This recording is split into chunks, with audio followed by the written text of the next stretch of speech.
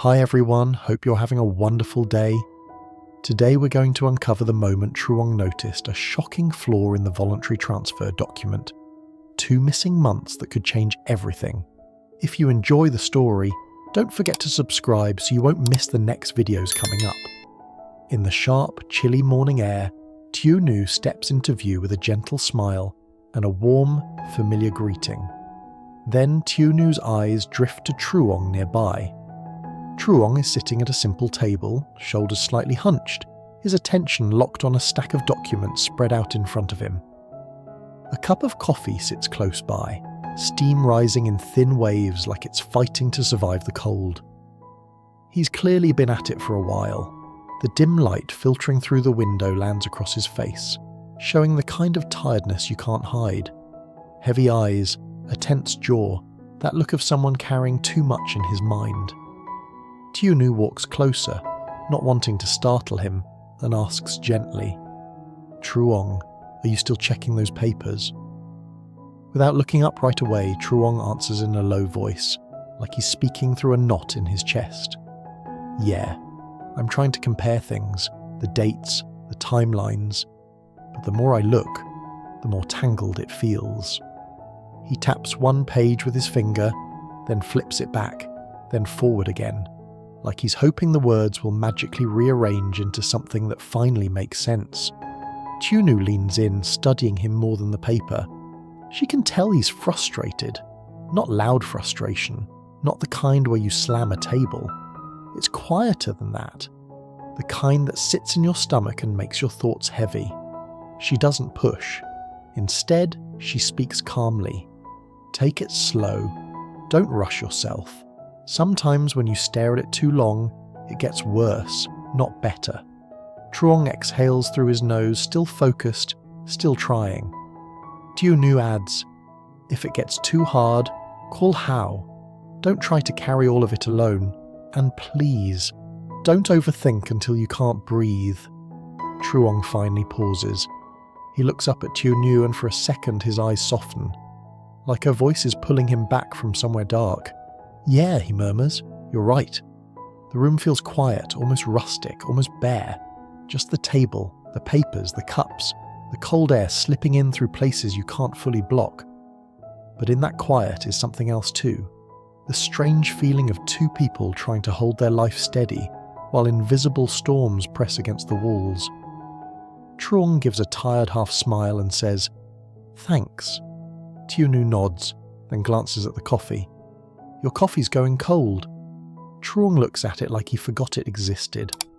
"I kept drinking it to stay awake." Tunu shakes her head. "Cold coffee won't help. Let me make ginger tea. It'll warm you up." Truong hesitates like he wants to say no, but then he studies Tunu's face and doesn't. Maybe because he knows she's worried. Maybe because he can feel how much she cares, and he doesn't want to push that away. He sets the papers down for a moment, and Tunu moves around the little space, preparing something warm. The steam from the drinks becomes this quiet symbol of comfort. Small, fragile warmth, rising into a room that refuses to be cozy. And in that moment, you can feel it. The pressure inside Truong. The desperate need to uncover the truth hidden inside those vague, confusing papers. And at the same time, the regret that the past is still blurred, still blocked, still refusing to come fully into view. Tunu watches him with eyes full of things she doesn't say out loud. Fear, attachment, concern, and a hope she's trying to protect. When Tunu returns with ginger tea, she places it near Truong's hands. Truong wraps his fingers around the cup as if the warmth can travel straight into his chest and loosen what's stuck there. He takes a breath, then finally admits the thing he's been holding back. "I'm confused, Tunu. Something about this isn't right." Tunu's face tightens, not with anger, but with anxiety. Still, she keeps her voice gentle. "Then we'll figure it out. But you can't destroy yourself over it." That's the psychological shift right there. Truong's doubt rising like a dark wave, and Tunu trying to build a fragile piece in front of it. The contrast hits hard. Truong is in the middle of questions and suspicion, and Tieu is trying to keep their home from turning into a battlefield of thoughts. Truong reaches again for the papers, but now his movements are slower, more deliberate. He flips to a specific document, one that seems to pull his attention harder than the rest. "This one," Truong says, tapping it, "the voluntary transfer document." He stares at it like it's an enemy. He starts reading again, but his eyes narrow, and then it happens. He notices something that makes his stomach drop. The timeline doesn't match. The details don't line up the way they should, and the more he looks, the more he feels like he's staring at something that doesn't belong to him. He swallows, voice turning darker. The dates, they don't make sense. Tieu sits across from him, hands folded, watching him carefully. "What do you mean?" Truong points to the paperwork. "The transfer order was issued, and then this document appears 2 months later. 2 months. He says it like he can't accept it. "And the handwriting?" Truong's voice lowers further. "It doesn't feel like mine." Tieu's eyes widen slightly. Her tone stays soft, but you can hear the fear underneath. "Are you sure?" Truong nods slowly, staring at the page. "I'm not saying it's impossible, but something feels off. And the seal." He taps the area where the official seal should be. "Only I use that seal, no one else." A cold silence settles into the room, heavier than the morning air. Tieu's fingers tighten together. "So, you think someone..." Truong cuts in quietly, like he doesn't even want to speak the idea into existence. "Someone might have staged it, or forged it, or tried to bury something." That suspicion hangs between them like fog, not loud, not dramatic, just heavy, like an invisible boulder pressing down on Truong's shoulders. He leans back, and for a moment Truong's eyes go distant. You can almost see his mind running, shadows of betrayal, questions about who would do this, why, and how deep it goes. His memory still hasn't fully recovered, and that makes it worse, because it's like fighting an enemy while blindfolded. Tieu leans forward slightly, voice trembling but trying to stay steady. "Please, don't panic. We'll find the truth, but you need to be careful." Truong looks at Tieu then, really looks at her, and his expression changes. He reaches across the table and places his hand over hers. "Hey," Truong says softly. "Don't overthink too much." Tieu blinks. "How can I not?" Truong glances down at Tieu's belly and his voice turns protective. "For the baby, you need peace. You can't carry my stress too." Tieu's eyes soften, and for a second her fear shifts into something else. Love, mixed with helplessness.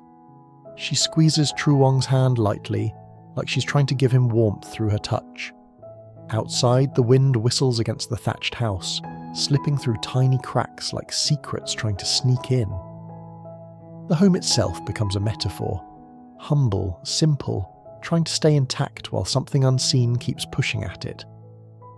Truong takes another breath, and it's like he's forcing himself to slow down. Whatever this is, we'll uncover it, but not like this, not by tearing ourselves apart. The narrative feels intimate here, like the audience is sitting in the room with Tieu and Truong, hearing the softness of their voices, seeing the tension in their faces, feeling the quiet storm behind every pause. Truong's grip on the papers tightens again, but now it isn't just anger, it's determination, mixed with regret. Regret that his work might have been sabotaged. Regret that pieces of his life are missing. Regret that someone may have played with his fate while he wasn't even able to protect himself. Tieu's thumb rubs gently over Truong's knuckles. "We'll get through it," she whispers. And in that whisper is the tiny spark of hope, small but real, like a distant fire trying to survive in a long winter. Their bond becomes the shield against isolation. Their care becomes the answer to the cold. And even though the mystery is still there, and the truth is still hidden behind confusing documents and missing memories, for a moment, the room feels less frozen, because Tieu and Truong aren't facing it alone. The air in the thatched house stays cold, But the mood shifts just a little as Tunu watches Truong cradle the warm cup between his hands. For a second, he looks less like a man trapped in paperwork, and more like someone trying to remember what it feels like to breathe normally. Tunu sits beside him, voice soft but steady. "You've been pushing yourself too hard." Truong doesn't deny it. He just stares at the documents again, then looks away like they're staring back. It's not only the dates, he admits, it's the feeling. Like, this wasn't written by me. Or maybe it's a mix, parts are real, parts aren't. Tieunu's heart tightens. She can see how much it hurts him to say that out loud. Because if the seal is his, and the handwriting isn't, then it means someone might have gotten close enough to his life to manipulate it. She keeps her tone calm, but there's a tremble beneath it. "Do you think someone did it on purpose?" Truong doesn't answer immediately. He taps the paper again, slowly, like he's counting down the seconds in his head. "I don't know," he says, "but the gap is real. 2 months. That's not a small mistake." He leans back, eyes darkening, voice turning quieter. If someone wanted to cover something up, a timeline gap like that would make sense. It's just, why? And who? The silence that follows is heavy. Not the comfortable kind. It's the kind where every breath feels too loud. Outside, the wind slips through the cracks in the walls, making the house creak like it's alive. The cold doesn't just stay outside, it sneaks in like secrets that refuse to stay buried. Tieu reaches for Truong's hand again, her fingers warm despite her own anxiety.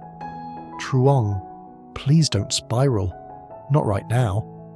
He looks at her, and something in his expression softens again, like he's being pulled back from an edge. "You're right," he says, and this time his voice is more controlled. "Truth won't run away, it's already here. We just have to uncover it carefully." Tieu nods, but her eyes shine with worry. "I'm not only afraid of what the truth is, I'm afraid of what this stress is doing to you, especially when you still haven't recovered your memory fully." That hits Truong. His jaw tightens, but not in anger, more like a man trying to swallow a bitter truth. He looks down at Tieunu's belly again, then back at her face. "Hey," he says softly, "you also can't overthink. For the baby." Tieu gives a small, shaky laugh. So we're both telling each other not to worry, while both of us are worried. That tiny moment of humour, so small it almost disappears, still manages to loosen the tension in the room. Truong exhales, then finally pushes the documents into a neat stack. It's not a full surrender. It's a decision to pause. "Enough for today," he says. Tieu blinks. "Really?" Truong nods. "If I keep going, I'll just twist my mind into knots. And if something's being hidden, I'm not going to uncover it by exhausting myself." He looks around their simple home. Plain walls, humble furniture, quiet warmth rising from the tea. This is what matters right now, he says. Tieu watches him closely, almost like she's searching his face for proof that he truly means it. Then she speaks again, carefully as if testing the waters. "Truong, can I buy you a shirt?" He looks surprised. "A shirt?" She nods. "You don't have many clothes, and it's getting colder." Truong immediately shakes his head. "No, save the money." Tieunu's expression turns serious, and her voice carries a gentle stubbornness. "Truong, you're the father of my child." That sentence hangs in the air like something sacred. It's not dramatic, it's not loud, but it's heavy with truth. Truong stares at her for a second, then reaches for her hands. When he touches them, his brows pull together. "Your hands are cold." Tieu tries to shrug it off. "It's winter. Everyone's hands are cold." Truong looks at her coat. "Is your coat warm enough?" She nods quickly, like she doesn't want him to worry. But Truong isn't fooled. He stands, moves closer, and pulls the coat tighter around her shoulders, like he's trying to seal the cold away. "Drink more ginger tea," he says, "and stay near the stove." Tieu hesitates. But what about the work? The documents?" Truong pauses, then answers with a quiet firmness. "I'll put it aside. Today I'm staying home with you." Tieunu's eyes widen. You don't have to. Yes, I do, he interrupts gently. If someone sabotaged my work, that's wasted effort. But if they touch my family, as that's different. His words carry a protective edge now, not fear, resolve. He adds softer. We don't need much. This simple life, it's enough, as long as you're safe. The atmosphere warms, not because the weather changes, but because the emotional temperature shifts. The pressure doesn't vanish completely, but it loosens its grip. Truong glances out the window. It's colder today. Tieu follows his gaze toward the misty hills outside. The landscape looks like a faded painting. Grey sky, fog rolling through trees, cold wind sliding across the ground. It feels like the world is holding its breath.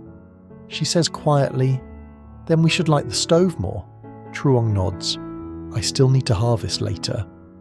Tieu quickly responds, "If you're late, I'll cook and eat first." Truong turns to her, brows lifting. "No, wait for me." She frowns. "I'm pregnant, Truong. I can't always time things perfectly." He softens. "Then at least eat something small first. Don't let yourself get hungry." She looks worried again. "What if you catch a cold?" Truong gives her a faint smile. "I'll be moving. Movement keeps me warm." He picks up his outer layer, getting ready to leave, but then stops and looks back at her. "You stay home. Don't go out. Travel is tiring and the wind is too sharp." Tieu nods, but her eyes are full. "You're the one who works hardest." Truong shakes his head like he doesn't want praise. "It's fine. I'm happy." And that word, happy, lands softly, like a hope he's trying to convince himself is still possible. He steps closer, and Tieu quickly grabs a pair of gloves. She holds them out. "Wear these." Truong looks at them, then at her, and for a moment he seems almost emotional, but he hides it behind a quiet nod. He slips them on, then squeezes her hand once before heading out into the cold. The camera would linger on Tieu's face as she watches him leave, her eyes full of love, her heart still carrying regret, but her hope rising like dawn behind winter fog. And then, later when Truong returns, the mood shifts again. The door opens, cold air rushes in, and a small voice fills the room like sudden sunshine. "Dad!" It's Tieu. Truong freezes for half a heartbeat, like that word hits a place deep inside him. Then his face softens in a way the audience hasn't seen all day. Tieu is nearby, putting away items, and she glances up quickly, watching the moment with a mixture of relief and emotion. Truong crouches slightly, arms opening without thinking. Tieu runs to him, holding out a bright mandarin like it's treasure. "For you?" Truong takes it carefully, smiling. "For me?" Tieu nods hard. "Yes, sweet." Tieu steps in with a soft laugh. He picked it himself, then she adds, almost casually, "And Tieu insisted we buy you a shirt." Truong turns, surprised. "A shirt?" Tieu beams proudly like he just won a prize. "For Dad." Something in Truong breaks open. Something gentle, something tired, something longing. He pulls Tieu into a hug, tight and real, like he's trying to hold on to this warmth before winter can steal it. "Thank you," Truong says, voice thick. "Thank you, Tieu." They bring out the shirt and Truong actually tries it on. He changes out of his old, slightly damp top, and the new fabric looks cleaner, warmer, like a small step toward a better life. The dinner table fills with simple but comforting food, sausages, shrimp, meat, steam rising like the room is finally fighting back against the cold. Truong helps set the table, moving with an ease he didn't have earlier. The tension in his shoulders loosens as Tieu chatters happily, offering guava, oranges, anything he can reach. "Eat more," Truong tells them, his voice now warm, almost playful. He looks at Tieu and asks, "How were sales today?" Tieu answers, and Tieu jumps in with excited details, and the house that felt like a battlefield of papers earlier now feels like a shelter, full of laughter, full of life. In this moment, the pressure fades into the background. The doubts about the documents are still there, the mystery still waiting, But for tonight, Truong is not trapped in confusion. He's sitting at a table with Tunu and Dui, eating warm food, sharing fruit, hearing that word, Dad, spoken like it belongs to him. And the contrast is powerful. The cold night outside, the warmth inside, the hidden truth still lurking somewhere, and the sincere love right here, visible and undeniable. Truong smiles faintly, eyes reflecting a fragile but real hope. Tieu watches him, her heart carrying both regret and gratitude. Regret for what they lost, gratitude for what they still have. And as the steam rises from the meal, it feels like the story is whispering to the audience, even in the deepest winter, warmth can survive, as long as they hold on to each other.